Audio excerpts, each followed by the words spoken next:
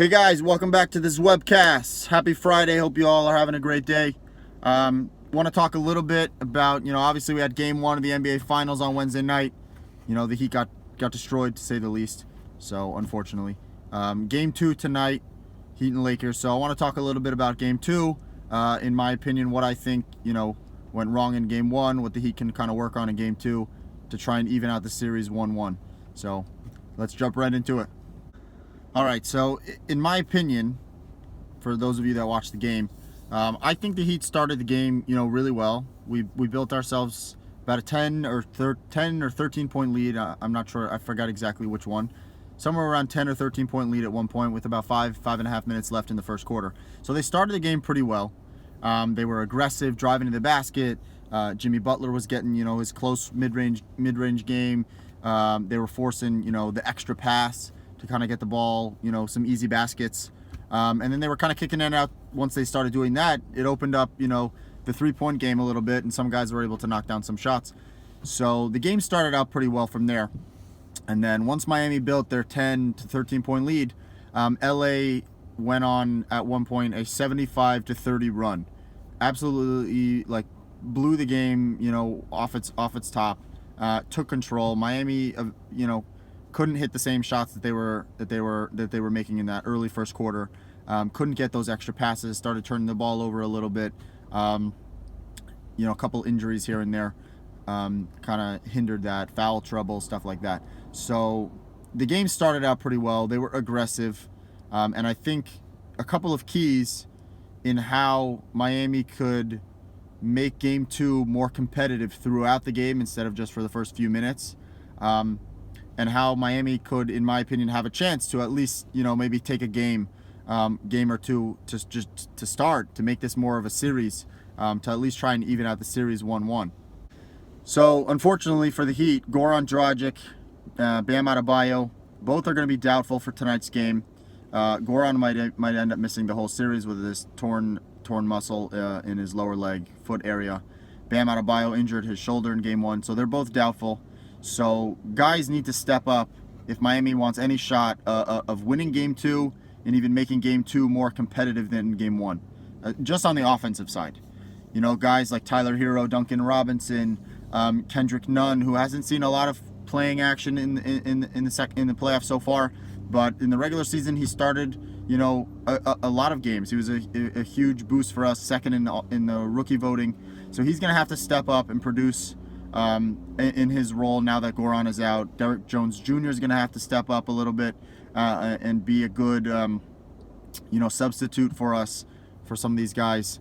Obviously Tyler Hero, we've seen what he can do. Duncan Robinson, those guys got to make their shots, because if Miami can make their three-pointers and space the floor and create opportunities outside of the paint, it forces, the rim protectors like Dwight Howard, JaVale McGee, Anthony Davis to have to, they're not just going to be able to stand in the paint. LeBron, those guys are not just going to be standing in the paint. They're going to have to come outside and contest, open looks. So it creates more of an opportunity than in the paint for guys to drive to the basket and create open shots. So hitting shots is going to be a huge key for Miami on the offensive side. They need guys to step up. Jimmy, Jay Crowder, those guys got to keep hitting their shots that they're hitting so far in game one and throughout this playoffs. If Miami wants any shot offensively to keep up with a really good LA Lakers team, they're going to have to make their shots. They're going to have to take advantage of open looks and find a way to get to the basket and, draw fouls, as well as, hit those layups and those close range shots. And on the defensive side, I think the biggest key, easier said than done, is trying to slow down Anthony Davis. Because in my opinion, LeBron is going to LeBron. It's hard for anybody to stop him. Miami's got some guys that they might be able to guard him. They can rotate Jimmy, Jay Crowder, even Andre Iguodala a little bit. But I think LeBron's going to get his 20-plus points a night no matter what.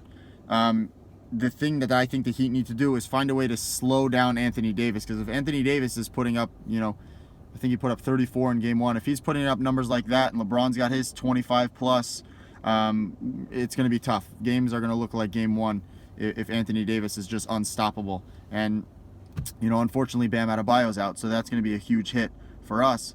but they have to find a way to, maybe, get Myers Leonard in the game. With his size, he can maybe help out a little, and then just try and slow down Anthony Davis. In no way am I saying you're going to be able to stop Anthony Davis at all, but just slowing him down and not making it so easy for him to just get putback layups and putback dunks and offensive rebounds and just bully his way into the paint for these easy buckets. You have to make it somewhat challenging for him, because otherwise, he's just making it super easy down low, and then we got 2-3 guys coming in to try and help on Anthony Davis, and then they're kicking it out to LeBron, who's then able to find another guy, and then this guy's, Kyle Kuzma's making shots, and Danny Green, who was a Heat killer in 2013, 2014. They got all these open looks for all these shooters, and it expands their game, and then they're able to blow the game wide open like they did in game 1.